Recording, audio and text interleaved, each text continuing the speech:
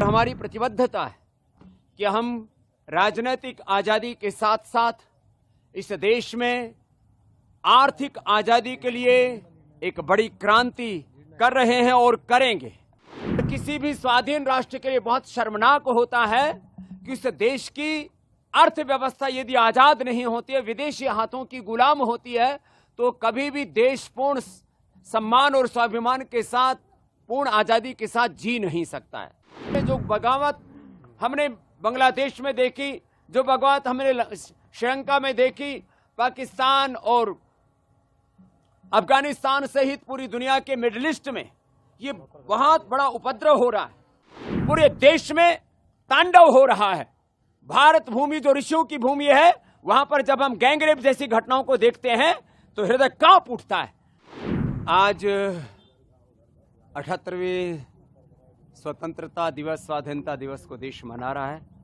प्रथम तो सभी देशवासियों को 78वें स्वतंत्रता दिवस की शुभकामनाएं और 5 लाख से ज़्यादा वीर वीरांगनाओं की शहादत, बलिदान, शौर्य की बदौलत जो हमने ये आज़ादी पाई है, उन तमाम वीर वीरांगनाओं, ऋषि ऋषिकाओं के प्रति कृतज्ञता का भाव अपने हृदय में संजो करके समस्त ऋषि ऋषिकाओं, वीर वीरांगनाओं के सपनों को पूरा करने के लिए प्रतिबद्ध होने का दिवस है।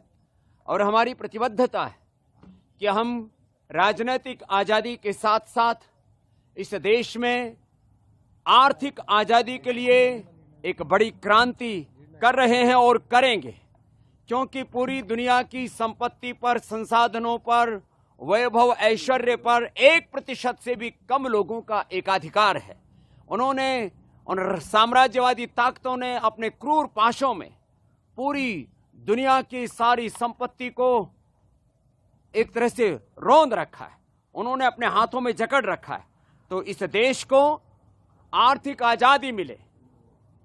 ईस्ट इंडिया कंपनी से लेकर के ब्रिटिशर्स ने 1000 लाख करोड़ रुपए की इस देश में लूट की। अभी भी लाखों करोड़ की अर्थव्यवस्था पर भारत के शेयर मार्केट से लेकर के, भारत के एफएमसीजी सेक्टर से लेकर के ऑटोमोबाइल, मोबाइल, एग्रीकल्चर इंडस्ट्री में एमएनसीज का बहुत बड़ा आधिपत्य है। और किसी भी स्वाधीन राष्ट्र के लिए बहुत शर्मनाक होता है कि उस देश की अर्थव्यवस्था यदि आजाद नहीं होती है, विदेशी हाथों की गुलाम होती है, तो कभी भी देश पूर्ण सम्मान और स्वाभिमान के साथ, पूर्ण आजादी के साथ जी नहीं सकता है। तो हमने इस बार के 78वें स्वाधीनता दिवस पर यह संकल्प किया है कि हम इस देश में आर्थिक आजादी लाएंगे, स्वदेशी के अभियान को और मुखर करेंगे, शिक्षा की आजादी, मैकाले की शिक्षा के स्थान पर पतंजलि गुरुकुलम, आचार्य कुलम, पतंजलि विश्वविद्यालय और भारतीय शिक्षा बोर्ड के माध्यम से हम मैकाले की शिक्षा पद्धति, जिसमें पढ़े लिखे बेरोजगारों की एक फौज तैयार हो रही है, आगे चल करके उस सामाजिक विद्रोह का कारण बन सकती है। तो हम शिक्षा संस्कार मूलक हो, रोजगार मूलक हो, उसमें स्वाभिमान हो, सम्मान हो, नैतिकता हो, मानवीयता हो, कि बच्चे कभी, युवा कभी देश के खिलाफ बगावत ना करें। जो बगावत हमने बांग्लादेश में देखी, जो बगावत हमने श्रीलंका में देखी, पाकिस्तान और अफगानिस्तान सहित पूरी दुनिया के मिडिल ईस्ट में ये बहुत बड़ा उपद्रव हो रहा है। तो हम एक ऐसे संस्कार मूलक शिक्षा के बीज इस देश में बोएंगे जिससे कि शिक्षा की स्वाधीनता मिले। चिकित्सा की स्वाधीनता का तो अभी बहुत बड़ा सपना बाकी है, क्योंकि एलोपैथी की जहरीली दवाइयां खा खा करके करोड़ों लोगों की मौत हर साल हो रही है। हमने दुनिया का इतिहास पढ़ा है कि ब्रिटिशर्स ने पूरी दुनिया में अपना राजनीतिक साम्राज्य कायम करने के लिए 10 करोड़ से ज्यादा लोगों का कत्ल किया। ऐसे ही इस्लाम के नाम पर भी करोड़ों लोगों का कत्ल हुआ है। लेनिन, मार्क्स और माओ की जो क्रांतियों के नाम पर कत्ल हुआ है, विश्व युद्धों में और अलग अलग त्रासदियों में करोड़ों लोग मारे गए। लेकिन हर साल करोड़ों लोग निर्दोष मर रहे हैं जहरीली दवाइयां, सिंथेटिक दवाइयां खा खा करके। जो चिकित्सा की स्वाधीनता का आंदोलन है, पतंजलि वेलनेस योगग्राम निरामयम, इसको हम और मुखर करेंगे। एक तरफ आर्थिक आजादी, दूसरी तरफ शिक्षा और चिकित्सा की आजादी, तीसरी तरफ सांस्कृतिक और वैचारिक आजादी, और रोगों से, नशा से, वासना से इस देश को आजादी दिलाने के लिए, क्योंकि जिस तरह से सोशल मीडिया के माध्यम से एक बहुत बड़ा वैचारिक युद्ध चल रहा है, उसमें भारत के बच्चे और जवान बर्बाद हो रहे हैं। इस तरह से लोगों के दिली दिमागों में वासनाओं की आग भड़क रही है। आए दिन दुराचार, अनाचार, व्यभिचार, गैंगरेप की घटनाएं हो रही हैं। इसका एक कारण है हम योग विमुख या तो हो गए और कर दिए गए, और पूरे देश में तांडव हो रहा है।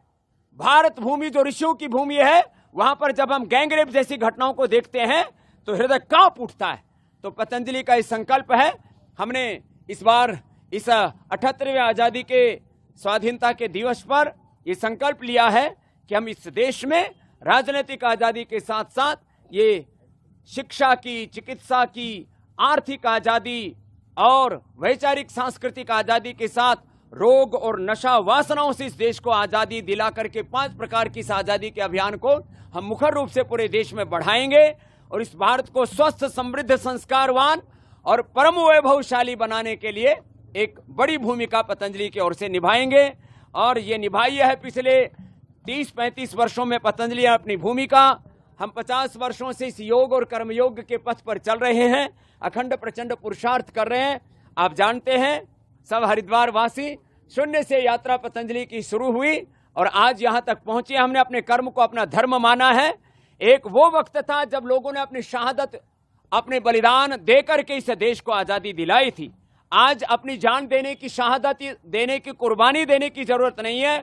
अपने कर्म से, अपने कर्म को अपना धर्म मान करके राष्ट्र धर्म के रूप में अखंड प्रचंड पुरुषार्थ करते हुए भारत को सशक्त बनाने की आवश्यकता है और वो भूमिका पतंजलि निभा रहा है।